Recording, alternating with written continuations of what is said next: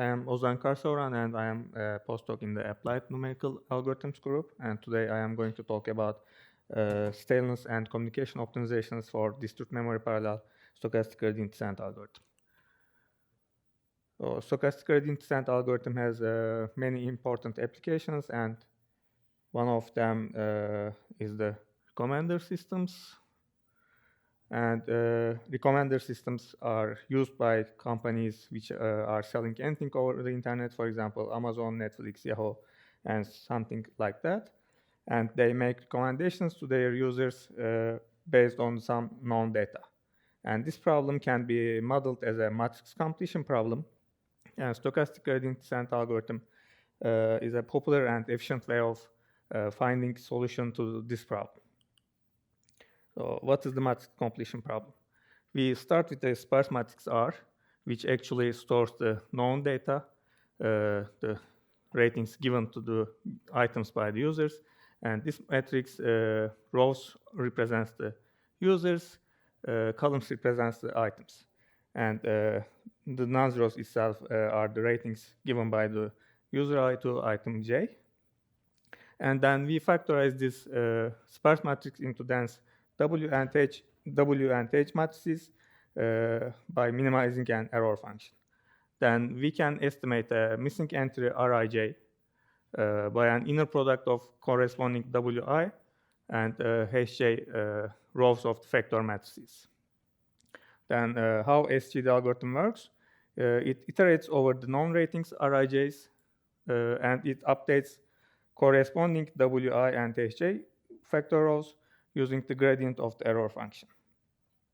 Asynchronous stochastic gradient descent is a parallel version. I forgot to mention the data and associated computation today become too large for a single machine, so we need to efficiently parallelize this process. And asynchronous stochastic gradient descent is a good way of doing this. In this model, each processor assigned some known ratings, and they perform updates using this non-zeros and local gradient. And then they finally synchronize to the compute the global gradient at the end of the iteration. For example, here we show a row-wise parallelism. Pi assigned RIL, so it updates HL. And P2 is also assigned RJL. It also updates the HL.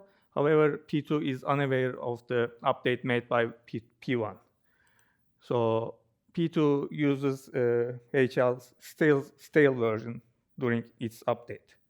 So actually, this is the main problem of the asynchronous parallelism of the stochastic gradient descent algorithm. So we introduce using an intermediate number of synchronizations to the asynchronous algorithm. And when eta, we denote these synchronizations with eta. And when eta is equal to 1, it corresponds to the conventional fully asynchronous model. And it is best for the parallel computing, but it is worse for the staleness. When we increase eta to the number of non-zeros in the original matrix, it becomes fully synchronous, actually fully sequential. So it is worse for the parallel computing, but best for the staleness. By the way, stale data usage limit the convergence properties of the stochastic gradient descent algorithm. So we need to find a good spot for eta so that it good for both parallel computing and good for staleness. And this is an example communication pattern of a asynchronous communication. Here we show a processor with circles and arrows denote the communications. And shaded processor P2 is an owner processor for the sample column, and the other shaded processors are the contributing processors. So each processor computes its update and sends to P2 for computing the global value, and P2 expands this final value to the other contributing processors. And this is the conventional case, asynchronous parallel stochastic gradient descent algorithm. So when we introduce eta, actually we divide this iteration into sub-iterations. And in each of these sub-iterations, we have a similar communication pattern, but over a subset of processors. So for example, here, again, pattern field processors are the owner processors, and the shaded processors are the contributing processors. And in this four sub-iterations, P2 is the only processor updating this column for this sub-epoch. So there is no stale data usage, and there is no reduced type of communication. So we actually reduce stale data usage 6 to 3 with this intermediate synchronizations. So as I mentioned, also we reduce some of the communications. Here we need to also define the connectivity value for column J, and we denote it with lambda. It is the number of processors updating a given column in an epoch or sub-epoch.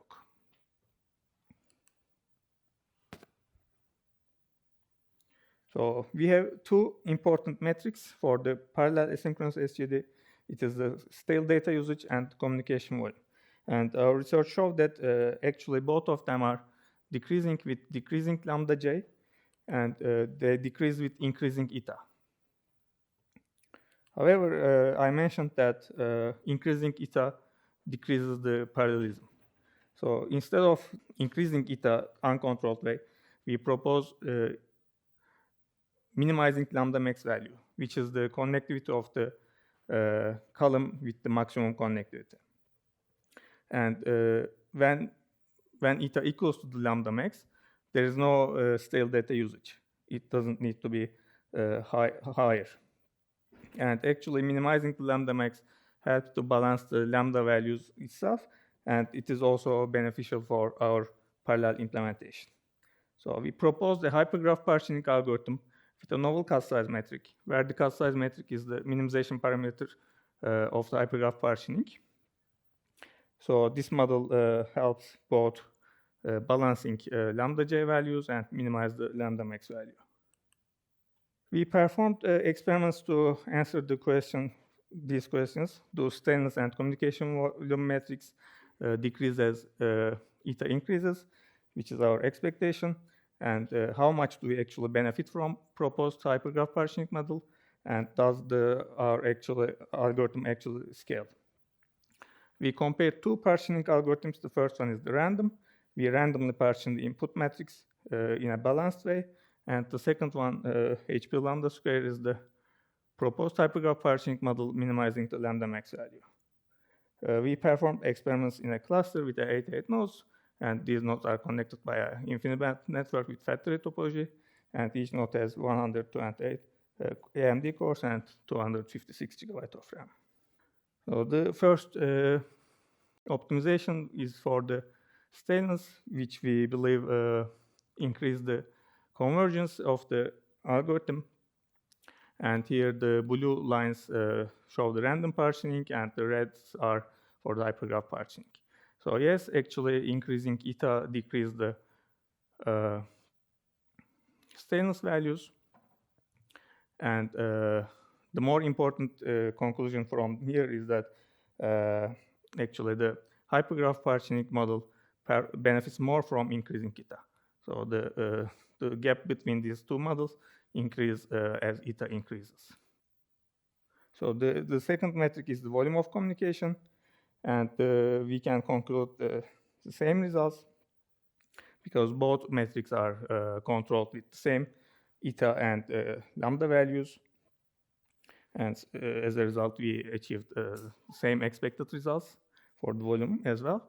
And we expect these achievements to increase the parallel performance. We also examined the effect of increasing eta, which is the number of synchronizations in the error of the factorization. And we can conclude that these values are obtained after a fifth epoch of the factorization.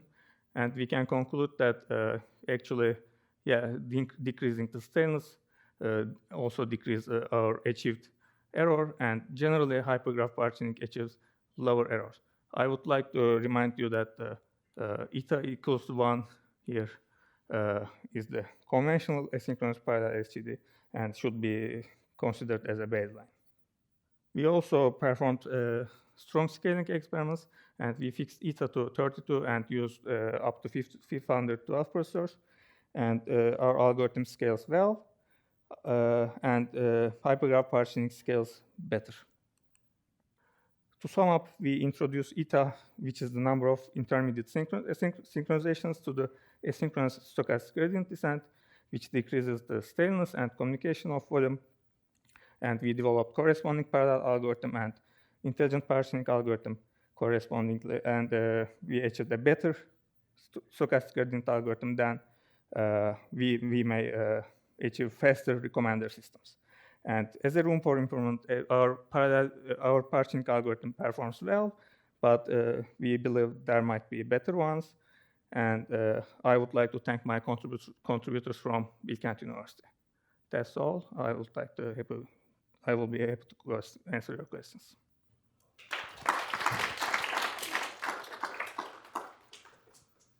Thank you, Mustafa, for an excellent talk. Do we have any questions from the audience? Thanks for the great talk. Can you clarify the RAND scheme is balanced in what respect? It balances on the number of Rs, number of data pieces, or what? We balance the computation, amount of computation for each processor, and it's related to the number of non-zeros. Okay. And for your test examples, these have structured non-zero patterns, or do you do any kind of permutation or shuffling?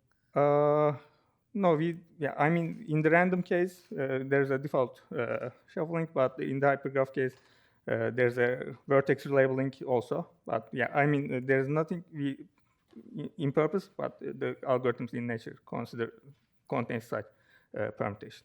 Okay, thanks. But we do not disturb the original column or row structure. Any other questions from the audience? Okay, if not, then let's thank Mustafa once again for a very nice talk.